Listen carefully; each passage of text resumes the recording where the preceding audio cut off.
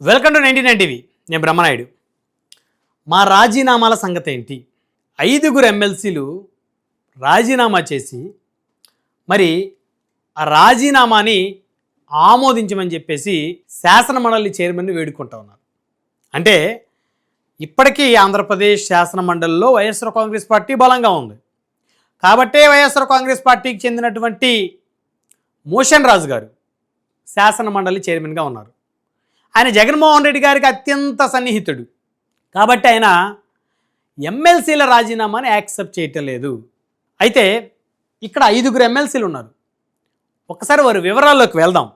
వారు ఎప్పుడు ఎమ్మెల్సీగా ఎన్నికారు, ఇంకెన్ని సంవత్సరాలు వారి పదవీ కాలం ఉంది, ఎందుకు వారిని రాజీనామాని చైర్మన్ ఆమోదించటం లేదని.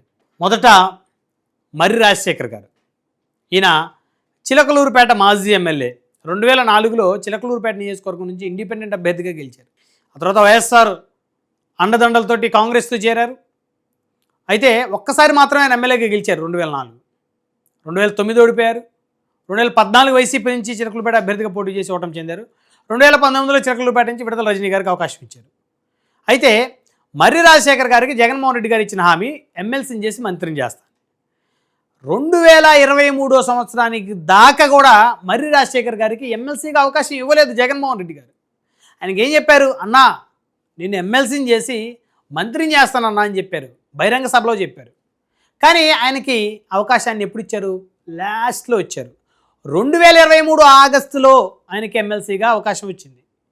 అంటే ప్రభుత్వం ఇక అయిపోతుంది అనగా ఒక ఏడాది ముందు మాత్రం ఆయనకి అవకాశం వచ్చింది. ఆయన రాజీనామా చేశారు. అందరూ తెలిసిందే. ఆయన కూడా దాదాపు రాజీనామా చేసి 6-7 నెలలు దాటిపోయిన పరిస్థితి. అంటే ఆయన 2023 ఆగస్టు అంటే ఇంకా దాదాపు 4 సంవత్సరాలు ఉంది ఆయన పదవీ కాలం. ఆయన రాజీనామా చేసి తెలుగుదేశం పార్టీలో జాయిన్ అయ్యారు. ఆయన రాజీనామాని కనుక శాసనమండలి చైర్మన్ ఆమోదిస్తే ఆయన మళ్ళీ టీడీపీ నుంచి ఎమ్మెల్సీగా కొనసాగుతారు. మళ్ళీ ఎన్నిక వస్తుంది టీడీపీ నుంచి. ఎందుకంటే ఎమ్మెల్యే కోట ఎమ్మెల్సీలు ఇవన్నీ కూడా అందరూ చాలా క్లియర్గా అర్థం చేసుకోవాల్సింది ఎమ్మెల్యే కోట ఎమ్మెల్సీలు. సో కాబట్టి ఖచ్చితంగా మళ్ళీ వారికి అవకాశం వస్తుంది వారు కోరుకుంటే. లేదు వారి స్థానంలో ఇంకెవరికన్నా కూటమి వాళ్ళకి అవకాశం ఇవ్వండి అని చెప్తే వీరి అంగీకారంతో మాత్రమే అది వర్కౌట్ అవుతుంది. ఇక నెక్స్ట్ కర్రి పద్మశ్రీ గారు. మరి వారు కూడా 2023 ఆ సంవత్సరంలో ఎమ్మెల్సీగా ఎన్నికయ్యారు. వారికి ఇంకా 4 సంవత్సరాల పదవీ కాలం ఉంది. అయితే వారి రాజీనామాను కూడా జగన్మోహన్ రెడ్డి గారికి అత్యంత సన్నిహితంగా ఉండేటువంటి శాసనమండలి చైర్మన్ మోషన్ రాజు గారు ఆమోదించడం లేదు. వారు తెలుగుదేశం పార్టీలో జాయిన్ అయ్యారు. ఇక నెక్స్ట్ పోతుల సునీత గారు. మరి వీరి గురించి చెప్పాలంటే వీరి భర్త పోతుల సురేష్. ఆయన పరిటాల రవి గారికి అత్యంత సన్నిహితుడు, అనుచరుడు, ప్రధాన అనుచరుడు అని చెప్పాలి. ఆయనైతే అనుచరుడు కాదు, నేను సహచరుడిని అని చెప్తారు. వారిని 2014 ఎన్నికల్లో తెలుగుదేశం పార్టీ తరపు నుంచి చీరాల అభ్యర్థిగా బరిలో దించారు చంద్రబాబు నాయుడు గారు. అయితే 2014లో పోతుల సునీత గారు టీడీపీ చీరాల అభ్యర్థి. వైఎస్ఆర్ కాంగ్రెస్ పార్టీ తరపు నుంచి 2014లో ఎడం బాలాజీ గారు పోటీ చేశారు. స్వతంత్ర అభ్యర్థిగా ఆటో గుర్తు మీద ఆమంచి కృష్ణమోహన్ గారు పోటీ చేశారు. అనూహ్యంగా ఆమంచి కృష్ణమోహన్ గారు స్వతంత్ర అభ్యర్థిగా గెలిచి విజయం సాధించి ఆయన రెండోసారి ఎమ్మెల్యేగా అసెంబ్లీకి వెళ్ళారు. పోతుల సునీత గారు 2వ స్థానానికి పరిమితమయ్యారు. ఆ తర్వాత తెలుగుదేశం పార్టీ వారికి ఎమ్మెల్సీగా అవకాశం ఇచ్చింది. 2019లో వైసీపీ అధికారంలోకి వచ్చిన తర్వాత వారు టీడీపీకి రాజీనామా చేసి వైసీపీలోకి వెళ్ళారు. సో వారికి జగన్మోహన్ రెడ్డి గారు ఎమ్మెల్సీగా అవకాశం ఇచ్చారు 2023 ఆ ప్రాంతంలో. వారికి 4 సంవత్సరాలు ఉంది పదవీ కాలం. వారు ఇటీవల కాలంలో రాజీనామా చేసి బీజేపీలో చేరారు. మరి వారి రాజీనామాని ఆమోదించలేదు. అయితే వారి రాజీనామాను ఆమోదిస్తే వారి స్థానంలో బీటెక్ రవి గారికి అవకాశం వస్తుంది అనేటువంటి ప్రచారం జోరుగా సాగుతుంది. ఇక నెక్స్ట్ జయమంగళం వెంకటరమణ గారు. ఈయన కైకలూరు మాజీ ఎమ్మెల్యే. 2009లో తెలుగుదేశం పార్టీ తరపు నుంచి కైకలూరు ఎమ్మెల్యే అభ్యర్థిగా పోటీ చేసి ఘన విజయం సాధించారు. 5 ఏళ్ల పాటు ఎమ్మెల్యేగా ఉన్నారు. 2014లో అనూహ్యంగా పొత్తులో బీజేపీకి సీట్ వెళ్ళింది. జయమంగళం వెంకటరమణ గారికి సీట్ రాలేదు.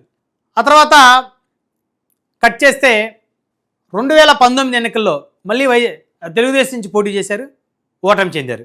ఎందుకంటే అప్పుడు తెలుగుదేశం 23 స్థానాలే సంపాదించింది కాబట్టి 2019 ఎన్నికల్లో. ఇక వైసీపీలో చేరారు.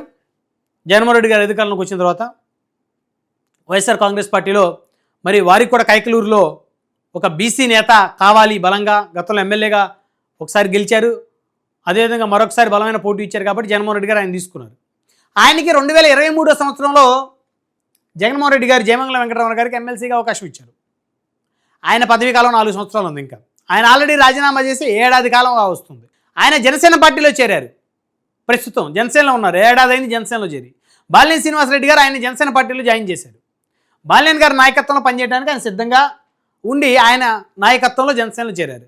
అయితే ఇప్పుడు ఈయన రాజీనామాని యాక్సెప్ట్ చేస్తే ఆ స్థానం బాలినేని శ్రీనివాసరెడ్డి గారికి పోతుందనేటువంటి ఒక ప్రచారం కూడా జోరుగా సాగుతుంది. ఎందుకంటే ఈయన అంగీకారంతో.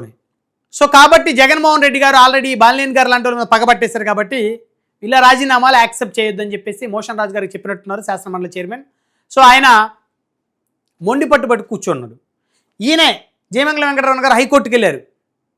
నా రాజీనామాను ఎందుకు మీరు యాక్సెప్ట్ చేయట్లేదు? ఏడాది కాలం నుంచి అడుగుతూ ఉన్నాను, నేను ఏడాది అయింది రాజీనామా చేసి. సో నాకొద్దు శాసనమండలి సభ్యుడిగా అవకాశం అంటే మీరెందుకు నన్ను బలవంతంగా ఉంచుతూ ఉన్నారని చెప్పేసి కోర్టుకు వెళ్తే కోర్టు 4 వారాల్లోగా వివరణ ఇవ్వాలని చెప్పేసి నిర్ణయం తీసుకోవాలి. వివరణ కాదు, ఒక నిర్ణయం తీసుకోవాలి 4 వారాల్లోగా అని చెప్పేసి కోర్టు ఆర్డర్ కూడా ఇచ్చింది. ఆల్రెడీ 10 రోజులు దాటింది కోర్టు ఆర్డర్ ఇచ్చి. సో కాబట్టి మరి ఏం జరుగుతుందనేది సర్వత్రా ఒక ఉత్కంఠ నెలకొంది. నెక్స్ట్, బల్లి కళ్యాణ్ చక్రవర్తి సన్ ఆఫ్ బల్లి దుర్గాప్రసాద్ గారు, మాజీ ఎంపీ. 2019లో తిరుపతి పార్లమెంట్ నుంచి బల్లి దుర్గాప్రసాద్ గారు వైఎస్ఆర్ కాంగ్రెస్ పార్టీ అభ్యర్థిగా బరిలోకి దిగి ఎంపీగా గెలిచారు.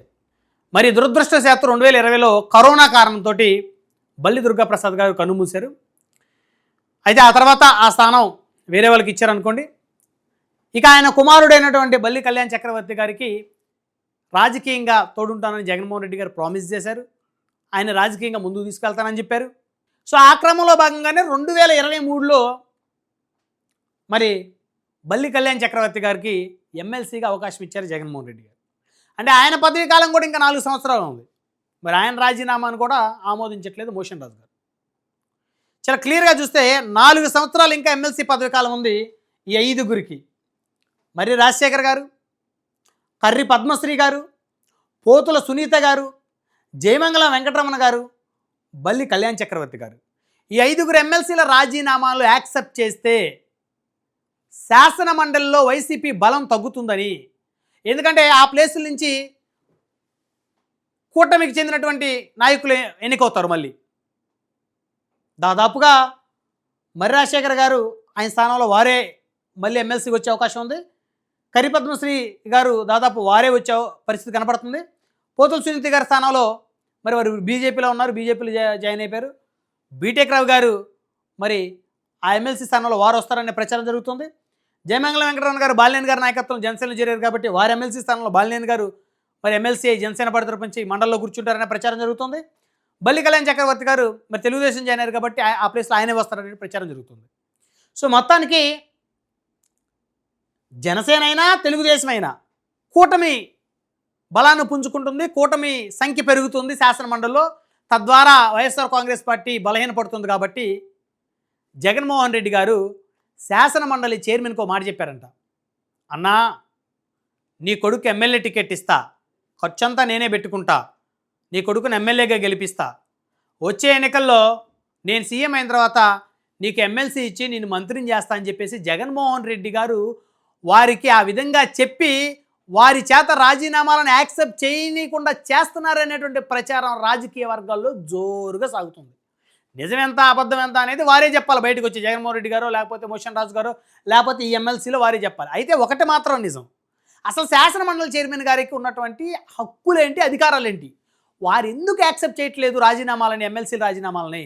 వాళ్ళు మాకొద్దు ఎమ్మెల్సీ, మాకు ఇంట్రెస్ట్ లేదు, మేము కూర్చోము మండలిలో, మాకొద్దు ప్రభుత్వ శాలరీ, మా రాజీనామాలు యాక్సెప్ట్ చేయండి అని చెప్పేసి వాళ్ళు చెప్తూ ఉంటే మీకేమైంది చైర్మన్ గారు, శాసనమండలి చైర్మన్ గారు? ఏంటి మీ స్పెషల్ ఇంట్రెస్ట్ ఏంటి? వాళ్ళు రాజీనామాని యాక్సెప్ట్ చేయమని ఆయన జయమంగళ వెంకటరమణ గారు కోర్టుకు కూడా వెళ్తే హైకోర్టుకి, మీరేంటి అసలు మీ ప్రాబ్లం ఏంటి, మీరెందుకు యాక్సెప్ట్ చేయటం లేదు అంటే ఇప్పుడు మీ మీద వస్తున్నటువంటి రాజకీయ ఆరోపణలు నిజమేనా? జగన్మోహన్ రెడ్డి గారు మిమ్మల్ని మంత్రిని చేస్తానని, మీ కుమారుని ఎమ్మెల్యేని చేస్తానని చెప్పేసి మీకు ఆయన ఏదో కమిట్మెంట్ ఇచ్చాడనేటువంటి వార్తలు రాజకీయ వర్గాల్లో పుంకాలుగా వస్తున్నాయి. అవన్నీ నిజమేనా?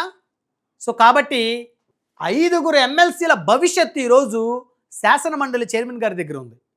వాళ్ళు మాకొద్దు రాజీనామా చేయండి, మేము చేసాము యాక్సెప్ట్ చేయండి అంటున్నారు రాజీనామాని. ఒక ఆయన కోర్టుకు కూడా వెళ్ళారు, హైకోర్టుకి. ఆల్రెడీ ఆయన విషయంలో తీసుకున్న నిర్ణయమే అందరి విషయంలో వర్తిస్తుంది. ఆ తర్వాత మళ్ళీ అవిశ్వాసం పెట్టి చైర్మన్ దించేస్తారని ఒక భయం వైసీపీ వర్గాల్లో సాగుతూ ఉంది. అయితే ఇక్కడ ఒకటి మాత్రం క్లియర్గా చెప్పుకోవాలి, ఏదేమైనప్పటికీ జగన్మోహన్ రెడ్డి గారు కూటమి ప్రభుత్వం వచ్చి దగ్గర 7.5 కాలం దాటిన శాసన మండలిలో తన పట్టును నిలుపుకుంటున్నారు. ఈ రోజుకి కూడా ఈ 5గురి రాజీనామాలు యాక్సెప్ట్ చేయాలంటే జగన్మోహన్ రెడ్డి గారి యొక్క పర్మిషన్ తప్పనిసరి అనేది అయితే ఇక్కడ స్పష్టంగా చెప్పొచ్చు. ఆయన రాజకీయ చాతుర్యత అనుకోవచ్చు, అపరచానికుడు అనుకోవచ్చు, లేకపోతే అవతల వ్యక్తులకి విపరీతమైనటువంటి కమిట్మెంట్లు ఆఫర్లు ఇచ్చి మరి తనకి కావాల్సిన విధంగా రాజకీయంగా తాను లబ్ధి పొందుతారని ఏదైనా అనుకోవచ్చు.